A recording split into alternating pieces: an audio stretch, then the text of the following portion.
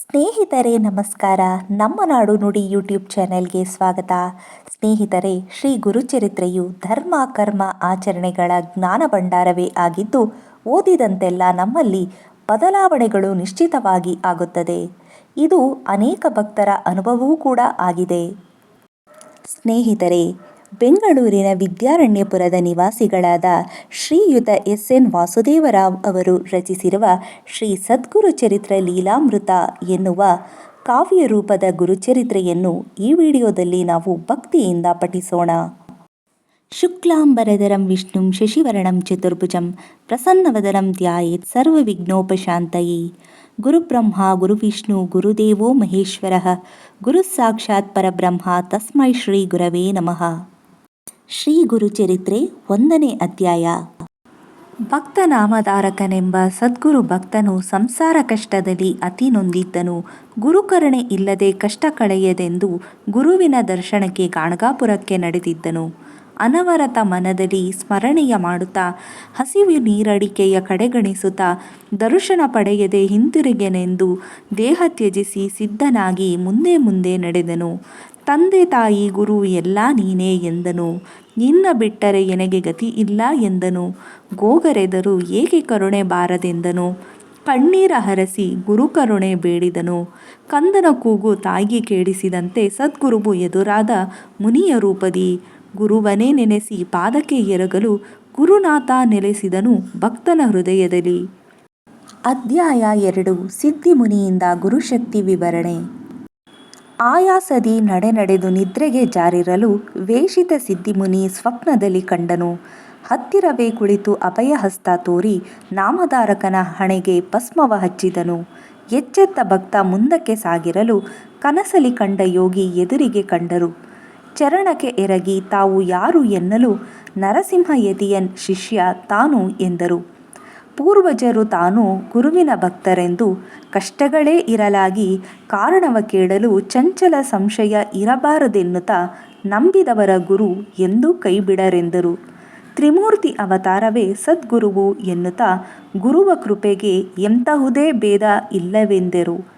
ಗುರುವಿನ ಕರುಣೆಗೆ ಯಾವ ಮಿತಿ ಇಲ್ಲ ಎನ್ನುತ್ತಾ ಮಹಿಮೆ ಅಪಾರವೆಂದು ಸಿದ್ಧಿಮುನಿ ಹೇಳಿದರು. ದೇವಶಾಪ ತಡೆಯುವ ಶಕ್ತಿಯೂ ಅವರಿಗಿದೆ ಎಂದು ಸದ್ಗುರುವಿನ ಶಕ್ತಿ ಮಹಿಮೆಗಳ ಸಾರುವ ಬ್ರಹ್ಮಕಲಿಗೆ ಹೇಳಿದ ವೇದಧರ್ಮ ದೀಪಕರ ಸದ್ಗುರು ಶಿಷ್ಯನ ಕತೆ ಹೇಳುವೆನೆಂದನು. ಹರಿಯ ಬಯಕೆಯಂತೆ ಬ್ರಹ್ಮನಿಂದ ಸೃಷ್ಟಿ ರಚನೆ. ತ್ರಿಮೂರ್ತಿಗಳು ಮುನಿದರು ಕಾಪಾಡಲು ಗುರುವು ಸಮರ್ಥ. ಜಗದಿ ಸದ್ಗುರುವೇ ತ್ರಿಮೂರ್ತಿ ರೂಪನೆಂದಿರಲು ಸವಿಸ್ತಾರ ಕೇಳ ಬಯಸಿ ನಾಮಧಾರಕ ಕಲಿ ಯಾರೆಂದು ಯಾವ ಕಾರಣಕ್ಕೆ ಬ್ರಹ್ಮ ಕಲಿಗೆ ಗುರು ಶಕ್ತಿ ಹೇಳಿದನೆಂದನು. ಹರಿಯು ಸೃಷ್ಟಿಯ ಬಯಸಿ ಆಧಾರ ವೇದಗಳ ಬ್ರಹ್ಮಗೆ ತೋರಲು ಬ್ರಹ್ಮನಿಂದ ವೇದ ಪುರಾಣ 4 ಪ್ರಕಾರ ಜೀವಿಗಳು 3 ಲೋಕಗಳು ನಿರ್ಗುಣ ಸಗುಣಗಳು ದೇವದಾನವರು ಮತ್ತು 4 ಯುಗಗಳು ಸೃಷ್ಟಿಯಾದವು. ಕೃತನು ಸತ್ಯ ಜ್ಞಾನ ಧರ್ಮಧಾರಿಯಾದರೆ ತ್ರೇತನು ಯಜ್ಞ ಮತ್ತು ಕರ್ಮವಂತನಿದ್ದ.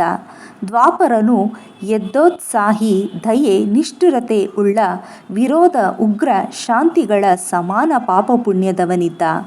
ಕಲಿಯು ವಿಚಾರಹೀನ ಕಾಮ ಕ್ರೋಧ ಮದ ಮಾತ್ಸರ್ಯಗಳ ಪಿಶಾಚಿ ಇದ್ದು ಸತ್ಪುರುಷರೇ ವೈರಿಗಳಾಗಿರೆ ಶುದ್ಧ ಗುರು ಶಿಷ್ಯರಲ್ಲಿ ನಿನ್ನಾಟ ನಡೆಯದೆಂದು ಬ್ರಹ್ಮನು ಕಲಿಗೆ ಕಥೆಯೊಂದು ಹೇಳಿದನೆಂದರು. ವೇದಧರ್ಮನಿಂದ ಶಿಷ್ಯ ದೀಪಕನ ಪರೀಕ್ಷೆ. ಪೈಲ ಋಷಿಯ ಸುತ ವೇದಧರ್ಮರು ಗುರುವಾಗಿ ವೇದಶಾಸ್ತ್ರ ಪಾಠ ಹೇಳುತ್ತಿದ್ದರು. ಶಿಷ್ಯ ಮಂದಿಯಲ್ಲಿ ದೀಪಕ ಎಂಬುವನು ಗುರು ಸೇವೆ ಭಕ್ತಿಗೆ ಹೆಜ್ಜೆ ಮುಂದಿದ್ದನು.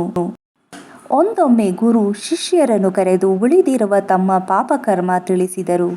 ಈ ದೇಹ ಭೋಗಿಸದೆ ಮುಕ್ತಿ ಇಲ್ಲ ಎಂದು ಕಾಶಿಯಲ್ಲಿ ತನ್ನ ಸೇವೆಗೆ ಬರುವರಾರು ಎಂದರು.